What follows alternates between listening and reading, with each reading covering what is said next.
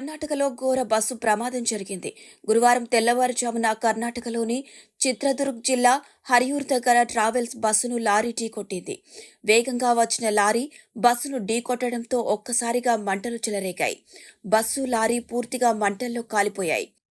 ఈ ప్రమాదంలో 17 మంది ప్రయాణికులు సజీవ దహనమయ్యారు. ప్రమాదం సమయంలో బస్సులో 32 మంది ఉన్నట్లు తెలుస్తోంది.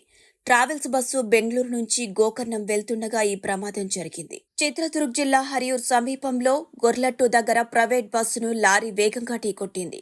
వేగంలో కంట్రోల్ తప్పిన లారీ డివైడర్ ఢీకొట్టి అవతలి వైపు వెళ్లి బస్సును బలంగా ఢీకొట్టింది. ప్రయాణికులు నిద్రలోనే మంటల్లో కాలిపోయారు. కాలిన గాయాలతో ఉన్న మరికొంతమంది ప్రయాణికులను హరియూర్లోని ఆసుపత్రులకు తరలించారు. ఈ ప్రమాదంలో పూణే బెంగళూరు హైవేపై భారీగా ట్రాఫిక్ జామ్ అయింది.